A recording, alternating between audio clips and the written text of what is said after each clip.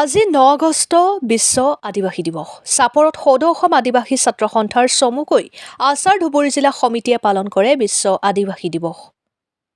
চাপৰত আছাৰ ধুবুৰী জিলা সমিতিয়ে বিশ্ব আদিবাসী উপলক্ষে পুৱা পতাকা উত্তোলন কৰি সাংস্কৃতিক সমদল বাহিৰ কৰে। চাপৰৰ চৈবাৰী চাহ বাগিচাৰ পৰা কৃষ্ণকালী চাহ বাগিচালৈ এই সমদল বাহিৰ কৰে।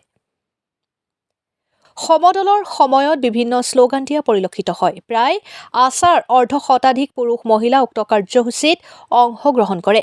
ভাৰতবৰ্ষৰ বিভিন্ন ৰাজ্যত আদিবাসী নামাকৰণেৰে জনজাতীয় মৰ্যাদা প্ৰদান কৰিছে, কিন্তু অসমত আদিবাসীক চাহ জনগোষ্ঠী সজাই জনজাতিকৰণৰ পৰা বঞ্চিত কৰাত তীব্ৰ ক্ষোভ উজাৰে আছাই। আছাৰ দাবী অসমত থকা আদিবাসীসকলক আদিবাসী মৰ্যাদা প্ৰদান কৰাৰ লগতে জনজাতিকৰণ কৰাৰ লগতে আদিবাসীসকলক মাটিৰ পট্টা আৰু চাহ শ্ৰমিকৰ মজুৰি বৃদ্ধি কৰিবলৈ দাবী জনায় চৰকাৰক।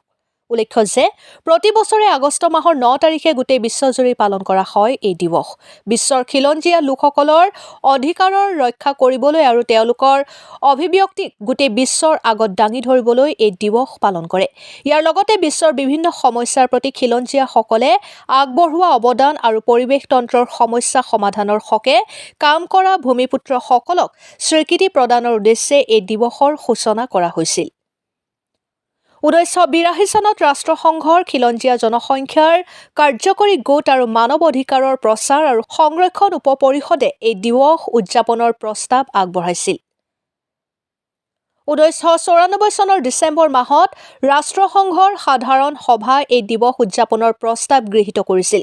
ভূমিপুত্ৰসকলে পৃথিৱীৰ আনুমানিক 7,000 ভাষাৰ গৰিষ্ঠ সংখ্যক আৰু 5,000 বিভিন্ন সংস্কৃতিক প্ৰতিনিধিত্ব কৰে। চাপৰৰ পৰা আলী আকবৰৰ ৰিপৰ্ট, অৰুণোদয় আছাম।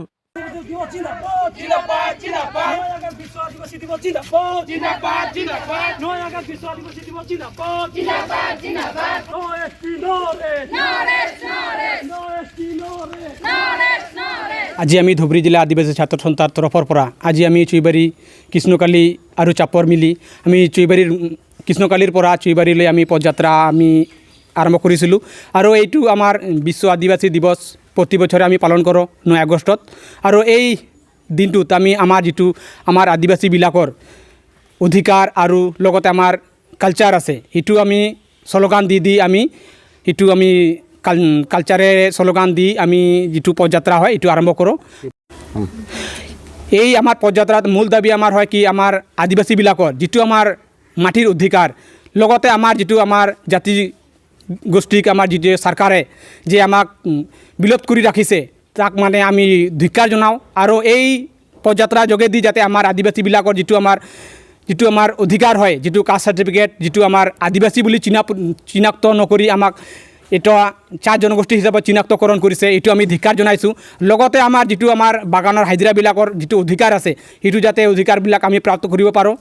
আৰু আমাৰ এই শ্লোগান যোগেদি যাতে আমাৰ যিটো আমাৰ আদিবাসীবিলাকৰ মেইন দাবী হয় যাতে মাটি পাট্টাবিলাক, লগতে আমাৰ যিটো মূল দাবী হয় জনজাতিকৰণ, ইয়াতে আমি শ্লোগান দি আমি চৰকাৰক আহ্বান জনাওঁ। হয়, আজি আমি সদৌ অসম আদিবাসী ছাত্ৰ সন্থা আছাৰ ধুবুৰী জিলা সমিতিৰ উদ্যোগত 9 আগষ্ট বিশ্ব আদিবাসী দিৱস উদযাপন কৰিছোঁ। লগতে আমি কালচাৰেল ৰেলী কৰিছোঁ। আৰু এই উৎসৱৰ যোগেদি আমি চৰকাৰক আহ্বান কৰিছোঁ যে যিহেতু আমি গোটেই সমগ্ৰ ভাৰতবৰ্ষত আমি স্থিৰ হয়, আমাৰ টেৰিটৰিয়া আছে, আমাৰ নিজৰ কালচাৰ আছে, নিজৰ স্থিতি আছে, আমাৰ ভাষা আছে, লিংগ আছে, তথাপিও কিন্তু আজি আমাক আমাৰ অধিকাৰ পৰা বঞ্চিত কৰি ৰাখিছে। তাৰ কাৰণে মই চৰকাৰক দাবী কৰিছোঁ শীঘ্ৰে যাতে যিটো আমাৰ আমাৰ মূল দাবী হয় ইষ্টিখন অতি শীঘ্ৰে মানে পূৰণ কৰিব বুলি আমি আমাৰ ভাৰতৰ প্ৰধানমন্ত্ৰী ডাঙৰীয়া আৰু অসমৰ মুখ্যমন্ত্ৰী হিমন্ত বিশ্ব শৰ্মাক আমি এই উৎসৱৰ জৰিয়তে আমি চৰকাৰক দাবী জনাইছোঁ শীঘ্ৰে আমাৰ দাবীখন পূৰণ কৰিব লাগে বুলি। আজি প্ৰথমতে আমাৰ পতাকা উত্তোলন আছে, তাৰপাছত মূল্যপান কৰিলোঁ। লগতে আমি ৰেলী আৰম্ভ কৰিলোঁ। ৰেলী আৰু আমি চুইবাৰী চাহ বাগিচাৰ পৰা আমাৰ কৃষ্ণকালীলৈকে আমি অন্ত কৰিলোঁ মানে।